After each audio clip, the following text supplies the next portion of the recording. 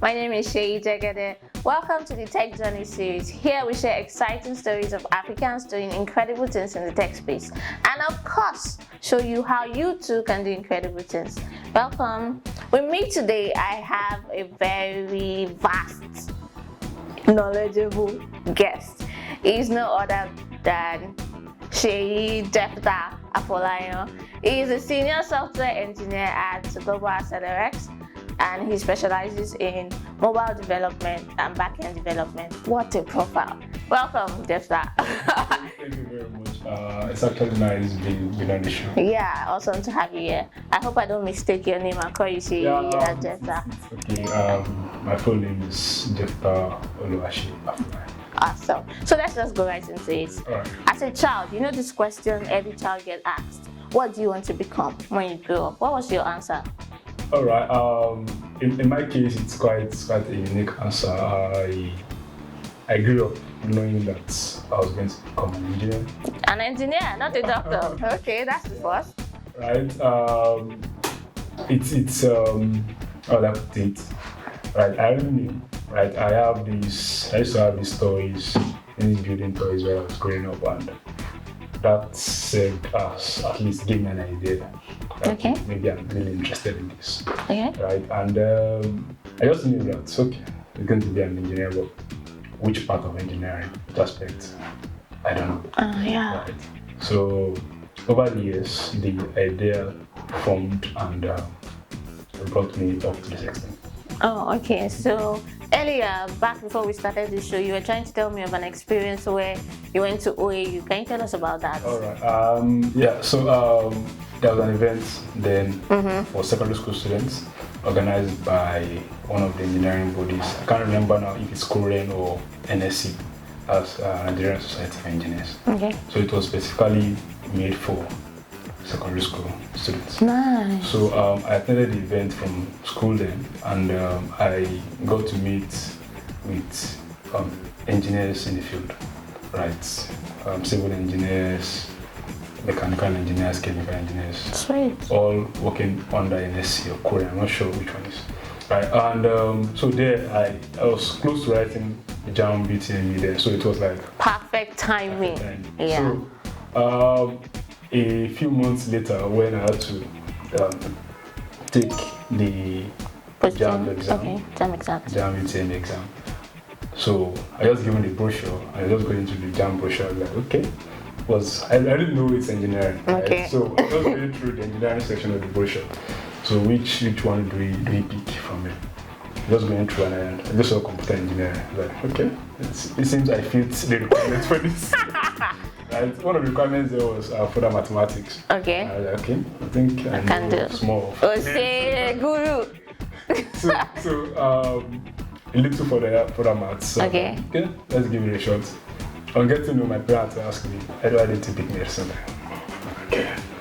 So I didn't really give them an answer. But then I already knew this is what I was going to do. Okay. And even while I got my WAEC result, I was justified. Because my biology result was compared to mathematics. Oh. So I was much confident that okay, maybe this is Your part. Okay. And yeah, I studied computer engineering at Backend University, and yes, here we are today. Awesome. This is one of the stories that I've heard that is so different. You don't want to become a doctor, and then you had the opportunity of attending like a career fair or something like that, like an exposition. I think people living around school areas, university areas, this is one of the advantages for their children. Because getting to meet all those type of people would have inspired you as a child. And that was really awesome. I feel that event served as a pivotal, as a pivot in my career, right? Just at the time when I was about making a decision. Yeah. You made a guided decision. Sweet. So here now you're a senior software engineer. How did you get to that part? Can you just give us a brief history of your career journey so far? All right. Like I said earlier, I studied computer engineering, and about 300 level in university, we're about taking a course. I already knew. I had an idea that it's going to be Java. That's object-oriented programming. Okay. So I was opportune to attend an event, AITI organized by Google. See you just attending events. Yeah, it's like you're attending conferences. Events go a long way, and I can say it helped me. Right, so I attended that event. So it's meant for Android development then. Okay. But before you can do Android development, that's 2013. You have to know Java. Okay. All right. So that served as like a really nice time to learn Java, and I was sure that the following week, like a few weeks after that, we're going to be taught Java as a course in the school. So that's A for you. Like, I don't know. Okay. So we are not talking about the course right. Okay. Right, so I had to take that program. It was for like 2 or 3 weeks, if I'm not mistaken. Yeah, so after that event, we started the Java course and all.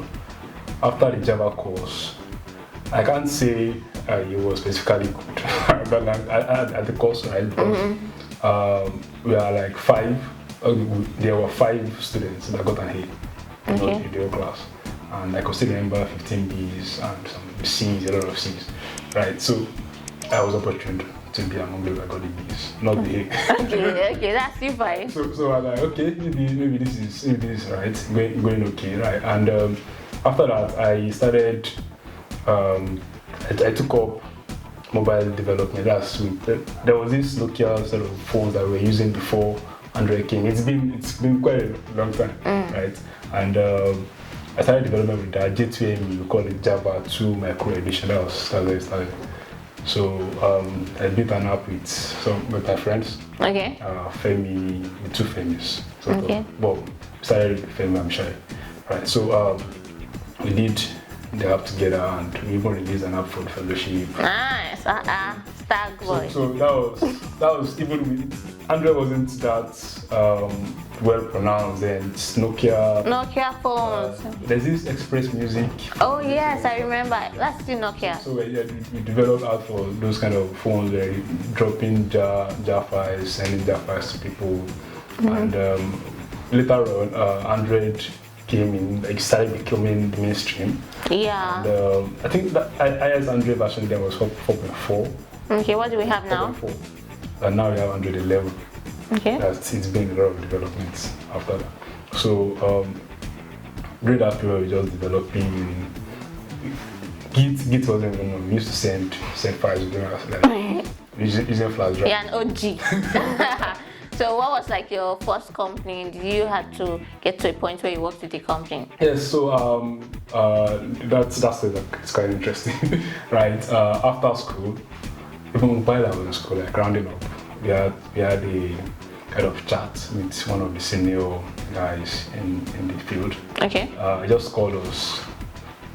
Anyone is interested in working with the company? I just went there. One of my friends in school, they invited me. I went there. I put in my name. He even saw the app that I developed with Femi, and they're like, you have something like this in our company. I said, okay. So I was invited for the interview. I did the interview. After some months, some weeks, I got back from them, and they're like, I was like, okay, we want to start working. Really? Nice. So that took up, that was like my very first experience. And growing up in Ife means I have to change my environment to come to Lagos. To change, like I have a change of environment, I have a lot of things. Even after school, I immediately started teaching in the secondary school, right? So the lead then had to call me, Chama, what are you doing? I said, I'm teaching and I'm waiting for the end of the month. I'm like, come here, come and start work. Awesome. So that's how the whole thing started, and that was July 2015.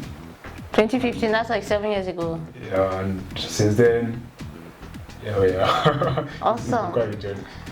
Okay, so can you tell us some of the companies you have worked with and some products you built there? Alright, I started at Venture Garden Group.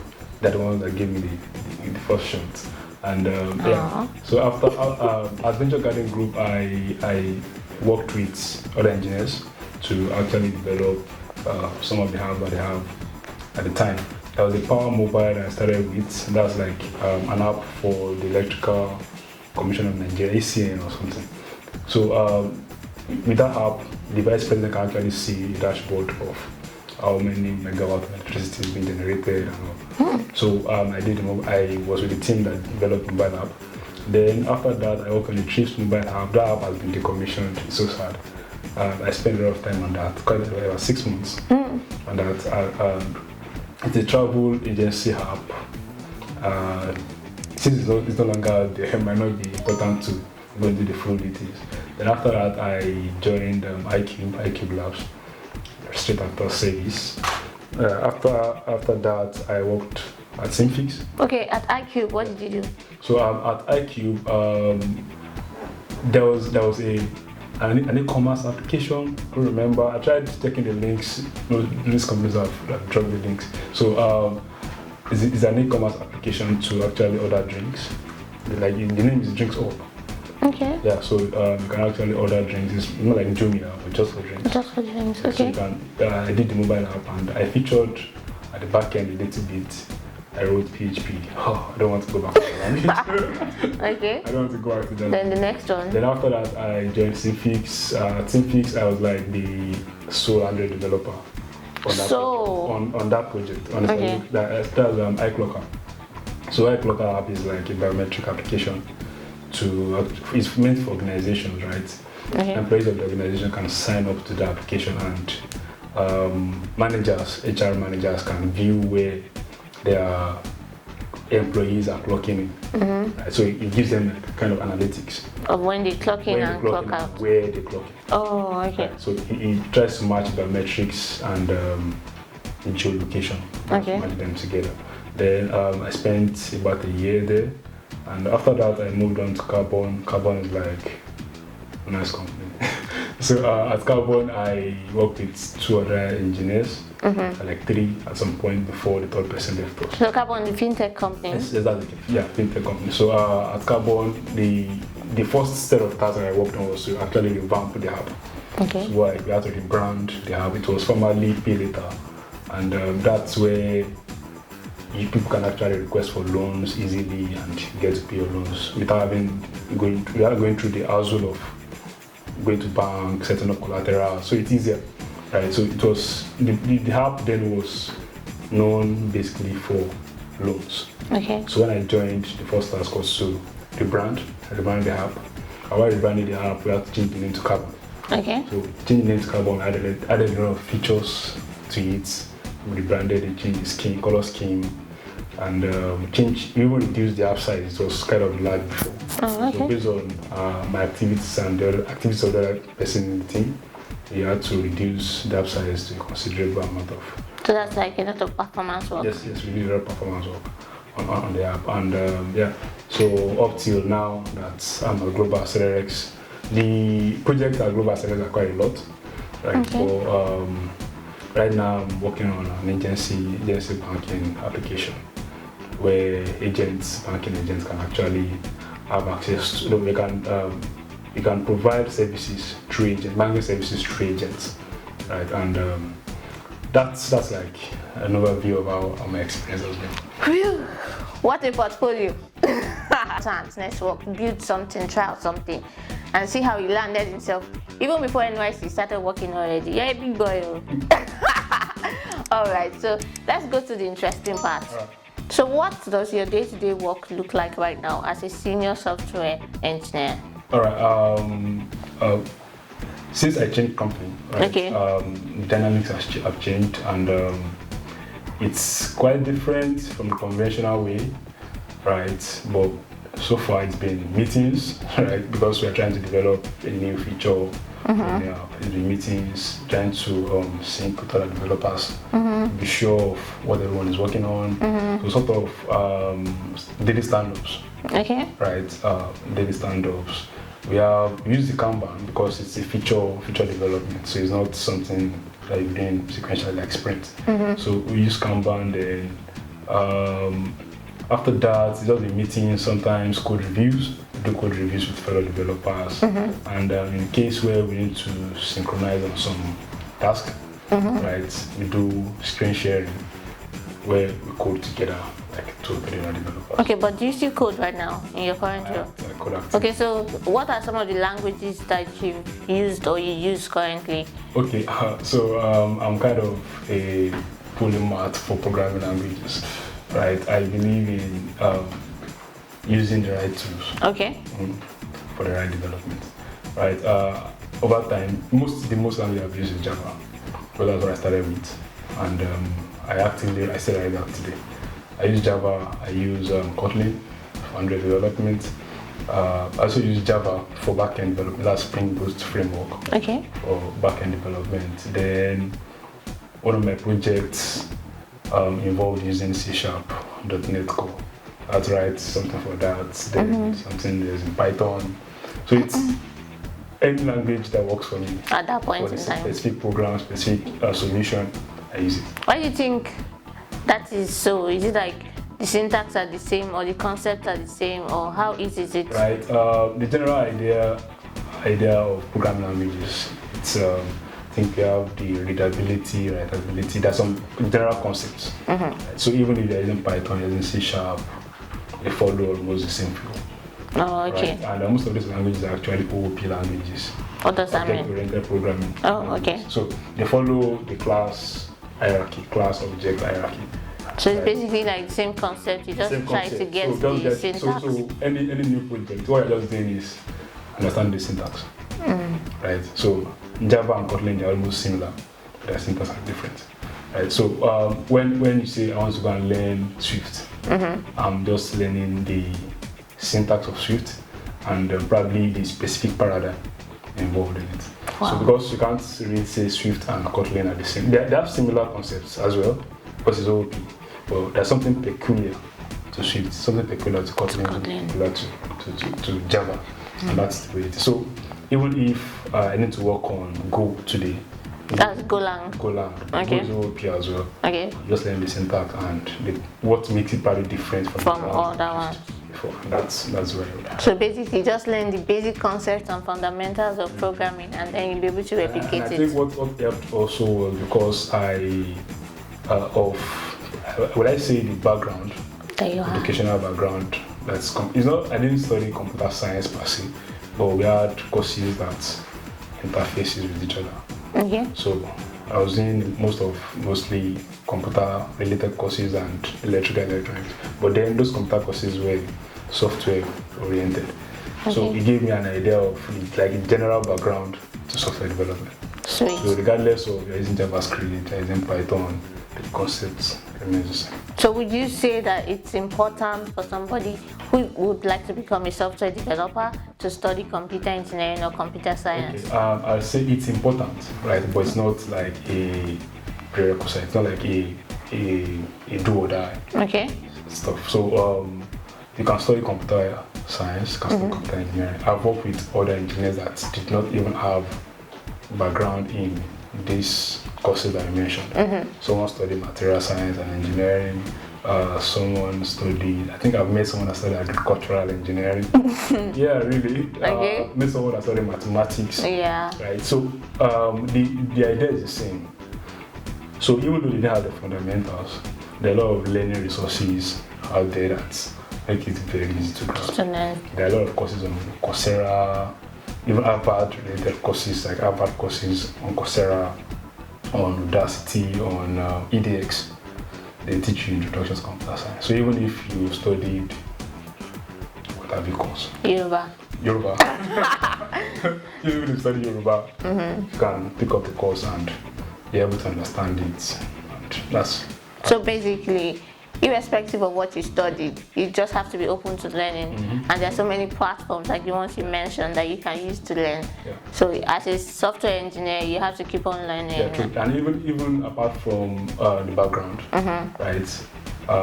Like the Android development that I focus on, things have changed over the years. So I was mentioning that the highest Android version I started with was 4.4. Now we have 11. A lot of things have gone in between. Even like this month, later this month, like in this coming week, a new concept is about to be released.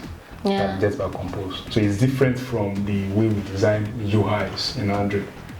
It's declarative. So if you don't keep learning, you'll be left behind. Alright. So even though we are still, like I say, I'm a software engineer today, right? I still update myself. Yeah. Right. So even if you study computer science, computer engineering, mathematics, material science, chemical engineering, you are still required To keep on learning. Thank you very much. I think you've answered my question about, what somebody that would like to become an engineer today, that's like a software engineer today, should do. So before you turn me into code, because the way you have just been using all the paradigms and the OOP things, I'm thinking I've already turned to code here. But let me just ask back to you. So currently, what's your career satisfaction like? Let's say on a scale of 1 to 10. 1 being the lowest and 10 being the highest. What will you rate it and why? That's I don't want to be diplomatic about it. Okay. Right. We are getting there. Let's say 7. 7. Okay. Why is 7? 70% is still an A, right? And 70% is A. Yes. It depends on the school. Yeah. Okay. The one I attended, 70%. Before you get at 70%, I'll sweat blood. Okay. So, why is that? 70%. So, well, I can say right now, it's paying the bills. It's doing what at least I can. Yeah, it's paying the bills basically. I'm doing really interesting stuff. Awesome. Right, and I think what we complete the remaining percentage, right, the remaining 30%. Okay. is having to really work on products that are really impactful. Impactful. Yeah, working on more impactful projects, working on projects that impact the life of people positively. And probably when I get to that level, I can say, yeah, I'm alright. Thank you very much, Jephthah. It was so nice speaking with you and getting to share and learn from your experience. I hope somebody out there will learn. And if at all you have questions for him, you can drop it in the comment section below. I'll make sure to get him to respond to your questions. Thank you for watching. If you enjoyed this video, please do like, share, subscribe, comment down below, and share with your family, friends, and anybody you know this will be very useful to. And please don't forget to subscribe so that you get notified when we share new videos. Thank you. Bye.